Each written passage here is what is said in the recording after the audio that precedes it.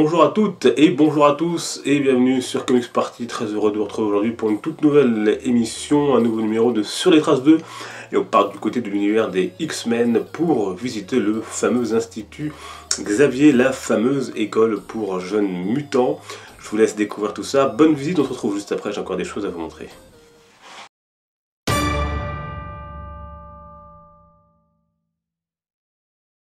J'étais précisément en train d'expliquer à Kurt comment j'ai fondé cet institut pour jeunes surdoués, jeunes gens pour qui leur don n'est pas nécessairement un privilège.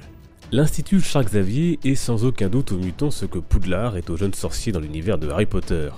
Plus qu'une école, il s'agit d'un refuge où les mutants, souvent traqués et discriminés, peuvent trouver assistance et réconfort, tout en apprenant à contrôler et à utiliser au mieux leurs capacités. Elle est située non loin de New York, à 1 heure, et si jamais vous découvriez des capacités hors normes, je vous laisse son adresse.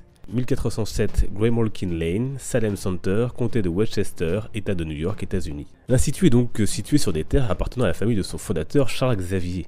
En plus d'être une école pour jeunes mutants, c'est aussi la base d'opération et le QG des X-Men. À travers le temps, elle a eu de nombreux noms et surnoms, mais celui qui reste sans doute le plus est École Xavier pour jeunes surdoués. Au départ, c'était donc la demeure familiale de la famille Xavier. Celui qui allait devenir le professeur X est revenu s'y installer après des études à l'université d'Oxford.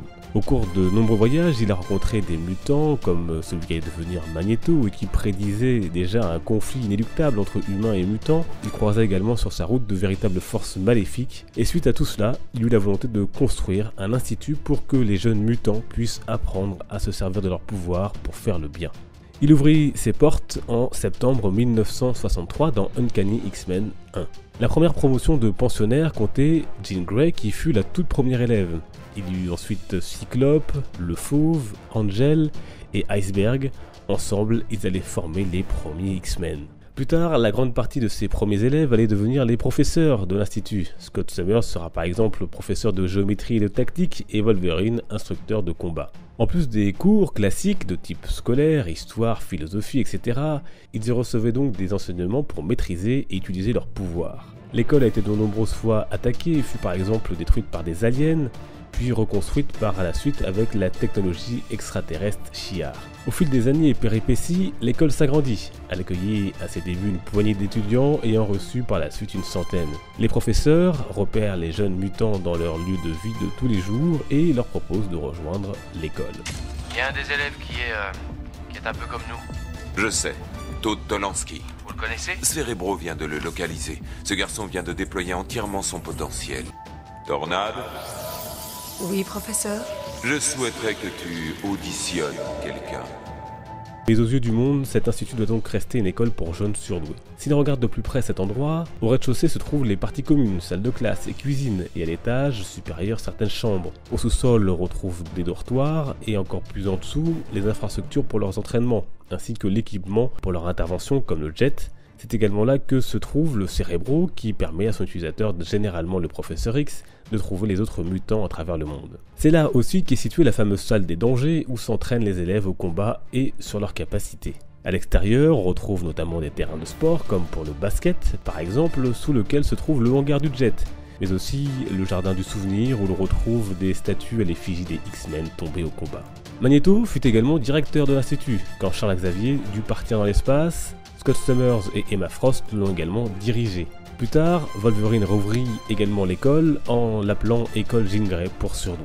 Outre les comics, l'institut a également été central dans la série animée X-Men de 92 et bien sûr dans tous les films de la franchise X-Men excepté les films Wolverine. Le film X-Men Le Commencement présente d'ailleurs les premiers pas de la première équipe X-Men coachée par Charles Xavier lui-même. Et enfin, dans le dernier volet, X-Men Apocalypse, qui se déroule dans les années 80, l'école est d'ailleurs détruite et les élèves sauvés lors d'une scène épique par Quicksilver.